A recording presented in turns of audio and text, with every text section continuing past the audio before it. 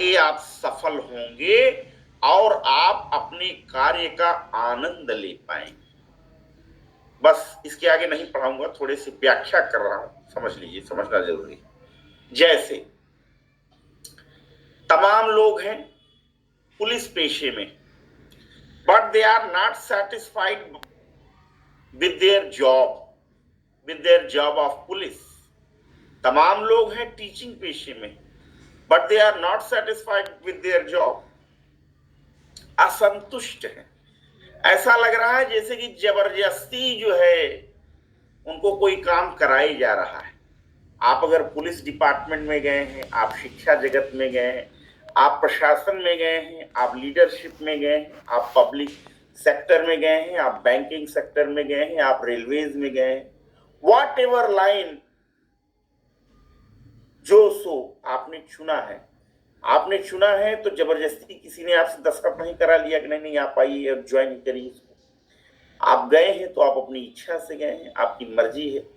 आजीविका का स्रोत है, दाल रोटी करने के लिए तो कुछ न कुछ आदमी को करना पड़ेगा।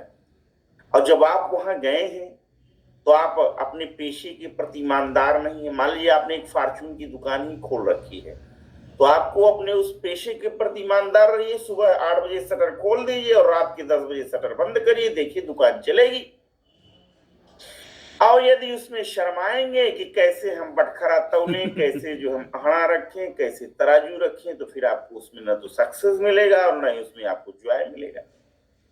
आप स्टूडेंट हैं, आप पढ़ लिख रहे हैं, तो ऐसे में आपको क्या करना चाहिए? पढ़ाई के प्रति आपको ऑनेस्टी बरतनी चाहिए, आपको एक डिसिप्लिन माइंड होना चाहिए। ऐसा न हो कि जो पड़ोस में जो है बारात आई हुई है, बारात देखने चले जाएं क्या? मामा जी के घर में फंक्शन हो रहा है तो मामा जी के यहाँ चले जाएं क्या? किसी दोस्त ने बुला लिया तो वहां चले जाएं क्या? Such and such, so many hurdles and problems and obstacles will come day to day in your life, और आप उसी में जो है खींचते चले जाएंगे। अरे फलाने के यहाँ नहीं जाएंगे तो नाराज हो जाएंगे, ठेकाने के यहाँ नहीं जाएंगे तो नाराज हो जाएंगे। ऐसे करते करते आपका पूरा जीवन ही दूसरों को खुश करने में चला जाएगा और आप अल्टीमेटली कुछ नहीं कर पाएंगे। तो जो जीवन में ईश्वर ने अगर आपको कोई काम दिया है, आपको प्रेरणा दी है और आपने कोई काम लिया है, तो आप उसको शिद्दत से करिए ना। आप क्या करेंगे? गीता में भगवान श्री कृष्ण साफ साफ कहते हैं कि जब मैं स्वयं बिना कर्म किए नहीं रह सकता हूं तो तुम किस खेत की मूली हो? हम लोग किस खेत की मूली हैं?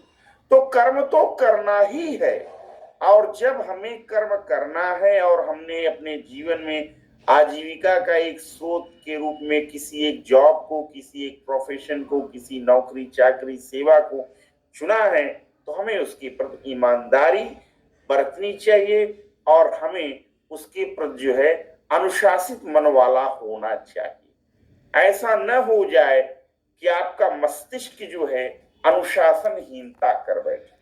आप रहें तो आप अनुशासित ढंग से रहिए। आप वकील हैं तो आप डिसिप्लिन्ड माइंड के साथ कोर्ट में बहस करिए, अपने मुवक्किल को सुनिए, अपने क्लाइंट को सुनिए, उसकी प्रॉब्लम को समझिए। आप डॉक्टर हैं तो ऐसा ना हो कि आपका मन कहीं और घूम रहा हो, लगाना कोई और इंजेक्शन है, दे दिया कोई और इंजेक्शन, दवा देनी है कुछ, दे दिया कुछ, ऐसा नहीं। और डिसिप्लिन्ड माइंड कहने का एक आशय ये भी है कि बहुत सारे घर में कलह की चाहे, झगड़ा लड़ाई तमाम तरह की हरकतें होती रहती, उससे कहीं ना कहीं व्यक्ति का माइंड भी जो है बाधित हो जाता है। तो माइंड अगर बाधित हो जाएगा तो उसका काम भी बाधित हो जाएगा। तो नहीं, ये बात हमेशा ध्यान रखे एक विद्यार्थी भी और एक जो वो है क्या कहते हैं, जो जिसने कोई भी कार्य अपने हाथ में ले रखा है, तो घरेलू घटनाओं का प्रभाव जो है विद्यार्थी के न तो पढ़ाई पर पड़ना चाहिए और न ही जो आप किसी भी पेशे में आप परफॉर्म कर रहे हैं उसका प्रभाव आपके उस पेशे में नहीं पड़ना चाहिए।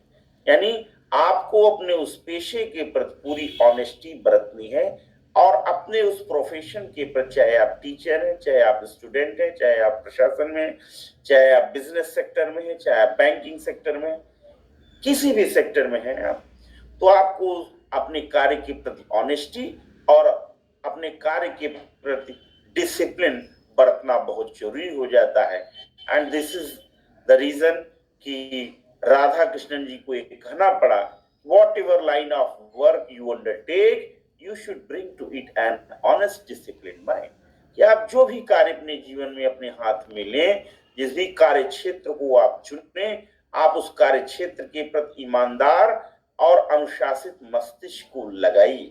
ठीक है, यू विल देन सक्सीड, तभी आप सफल होंगे, and have the Joy of your work, और तभी आपको अपने कार्य का आनंद मिलेगा। और यदि आप ये काम नहीं करते हैं, अपने कार्य के प्रति, अपने कर्तव्य के प्रति आप ऑनेस्टी नहीं बरतते हैं, आप लॉयल्टी नहीं दिखाते हैं, तो क्या होगा? उदास उदास सा चेहरा लिए घूमते रहेंगे। ठीक है, तो आज के इस लेक्चर को यहीं हम विराम देते हैं और फिर हम मिलेंगे फिर नेक्स्ट क्लास में। Wish you always, thank you very much, आशीर्वाद एवं शुभकामनाओं के साथ, नमस्ते, थैंक यू।